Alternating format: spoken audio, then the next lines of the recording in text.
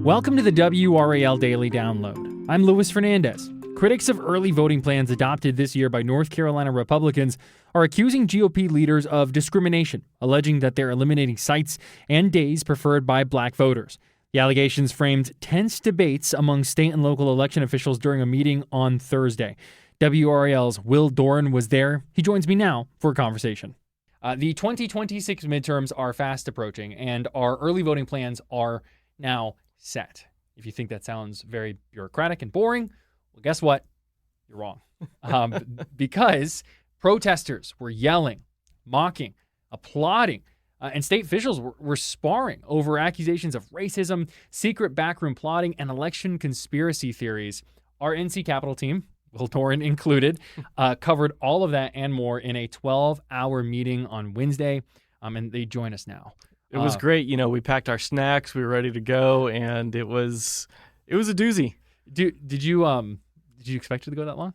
I expected it to be pretty long. They told us it would be about, 5 or 6 hours. I didn't really believe that. That's a long one, even if it was 5 or 6 hours. Let's go ahead and get to this, though. Why all the attention and energy spent on these early voting plans in general? Why do people care so much about something that, we mentioned sounds almost like bureaucratic and really in the weeds? There's really a couple answers to that question. One, here in North Carolina, most people vote early. So if you vote, then these early voting plans affect you. It changes each election, but we always have over half of people are casting their ballots during early voting. So this matters for sure. But also, here in North Carolina, our elections are really close. I mean, we're talking millions of people vote every year, and sometimes we have big, important statewide races come down to a couple thousand votes, even a couple hundred votes. And so the details of things like where you put early voting places or where you don't put early voting places or what days they're open can matter. Even that might only affect, a couple hundred voters in this county, a couple hundred voters in that county. That adds up. And if something's going to only be divided by 400 or 500 votes, that can change the outcome. Now, with that in mind, maybe if you pay very close attention to a lot of stuff, you probably know this. But if you don't, these kind of decisions, they are not made by some kind of nonpartisan state professional, nonpartisan election staffers, right? They are made by people who are political appointees. Is that correct? Right. And I think that is something that a lot of people don't know. They just assume that, okay, the early voting plans are the same every year. That is not the case. And they are put together by the political appointees on the boards of elections. It's always worked that way for a century. It's just been that most of the time, those political appointees have been Democrats. This year, they're Republicans because of a new state law that took the power away from Governor Stein, gave it to the Republican Party instead. And so what we've been seeing is a lot of places that have been long-time polling places or long-time traditions, like having voting on Sundays, are no longer the case. Republicans came in and they got rid of polling places in several majority-minority towns in our area. They got rid of Sunday voting in a lot of places, which state data shows is disproportionately used by black voters. A lot of times black churches have what they call souls to the polls events, where they, if their church is close enough to the polling place, they'll just march there after the service is done, or they might hire a van to come and help ferry people to the polls. Obviously, black voters, heavily Democratic. Republicans see that and they say, we don't want to help Democrats. This has been a long fight in North Carolina over whether or not that's even legal to do. Previous attempts to shut down Sunday voting got struck down as unconstitutional due to racial discrimination. But now we're seeing the GOP try again, not necessarily statewide. There are still some places that will have Sunday voting in North Carolina, but lots and lots of counties, it's being eliminated. You touched on it there, but I kind of want to hyper focus in on that because that's one of the talking points that was raised up against some of these folks on this committee, on this board that make these decisions for early voting, is that changing this plan or this voting plan, early voting plan, is racist. Can you explain where that accusation comes from and how that's justified? Yes. So we really have to go back to 2013 to explain it. And that was the first year that the Republicans controlled the legislature and the governor's office here in North Carolina. And it was also when the U.S. Supreme Court struck down a federal law that said southern states like North Carolina with a history of racial discrimination had to get changes to their election laws approved by the U.S. government before they could go into place. That used to be the case for decades. We had to, anytime we wanted to change our election laws here in North Carolina, we had to basically submit them to the White House and say, hey, can we please do this? We promise we're not being racist this time. But the Supreme Court struck that down in 2013, and like 1 or 2 weeks later, we had this huge bill that showed up in the General Assembly, quickly passed, quickly signed into law by Pat McCrory, who was the Republican governor at the time. And what it turned out in the subsequent court cases had happened was that Republicans used a lot of data to figure out what days of voting, what types of IDs for voter ID rules were disproportionately used by black voters or by white voters, and then crafted the laws to basically target the black voters. And they argued in court that, hey, that should be fine. Black voters support Democrats, so we're not going after them because of their race. We're just going after them for political reasons, and we think that's okay. The federal courts disagreed, and they said, no, you can't target people of one race just because they happen to support the other political party. That doesn't make it okay. And so they struck all of that down. And we are basically now reliving all of those fights. We tried to do that all statewide. It failed. And then since then, because we've had, Democratic governors ever since, elections administration has been run by Democrats in the state. This is the first time since then that Republicans are back in charge now of setting some of these rules for things like early voting. So they're returning to a lot of those strategies that were shot down in the past as racially biased, as unconstitutional. Things like cutting Sunday voting, which I mentioned is, disproportionately favored by black voters, eliminating Sunday voting in some heavily black and Hispanic towns in the area. They also went after a lot of college voting sites in the state. Obviously, not necessarily a racial issue there, but that's certainly an issue of politics determining where a voting site is going to be or not be. A couple of specific locations over polling places I want to bring up. There were some fights over Cumberland and Granville counties in particular. And if you live in Cumberland County, if you live in Granville County, obviously that matters a lot to you. If you don't, though, it only impacts a few thousand voters. Right. Why is something like that statewide news?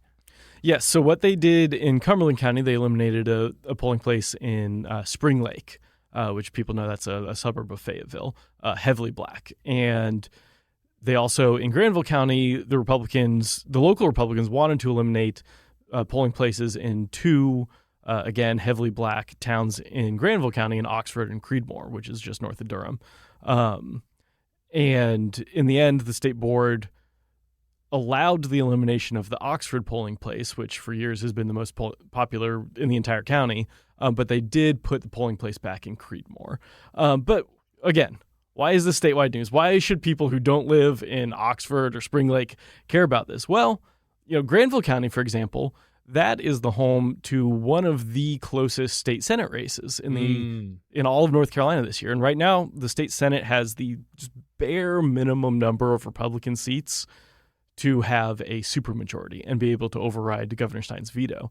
So whoever wins this seat could end up determining whether or not Republicans keep that supermajority or lose the supermajority. And if they lose the supermajority, then all of a sudden Governor Stein's veto matters a whole lot more. So even if you don't live in Creedmoor or Oxford, if you're anyone who cares about politics, whether you like Governor Stein or dislike Governor Stein, you care about how the election in Granville County is going to turn out, because it could determine state policy for everyone in all of North Carolina. It goes back to what you were saying at the very beginning, which is that North Carolina, the margins are so tight, right, for so many different races, and every little, election matters. Exactly. Going back to Granville County for a second here, Republicans on the state election board did not approve the plan local Republicans wanted. Right. Is that surprising? Is that unexpected? It was a bit surprising. I should back up. While these are all political decisions, in 80 of our 100 counties, the early voting plans won unanimous bipartisan approval from the local officials. So every local county elections board has 5 people on it. There's 3 Republicans and 2 Democrats. In 80 counties, 4 out of 5, unanimous approval. So good job, those 80 counties. We figured out some middle ground, made everybody happy, got it done. But there were these 20 counties that had these big political fights over mostly Sunday voting or the locations of polling places. And in nearly every single one of those 20, the State Board of Elections, which also has a 3-2 Republican majority, sided with the county election board plan that was also favored by the Republican majority. And that's not a surprise. I mean, we've covered this for years back when Democrats were in control and there were these contested plans. The Democratic State Board of Election almost always, not 100% of the time, but almost always sided with the local Democrats. So the fact that we're seeing the Republicans do the exact same thing is not really a surprise. But there were a few notable examples. There was the Granville County one where they said, okay, we're not going to eliminate both of these towns' polling places. We'll eliminate one, but let's keep at least one of them. And then also in Lee County, down in Sanford, the Republicans down there wanted essentially no Saturday or Sunday voting, which is pretty strict. If you look around the state, it's pretty rare to see no weekend availability at all. And so they came to a compromise and said, okay, what if we have no Saturdays, and there's 2 Sundays during early voting? And they said, we'll have voting on one of the Sundays. So that was kind of a compromise. The Republicans got the reduced weekend hours that they've been looking for, but they agreed to, at least open it up on one of the Sundays, which the Democrats wanted. So in the end, everyone was happy.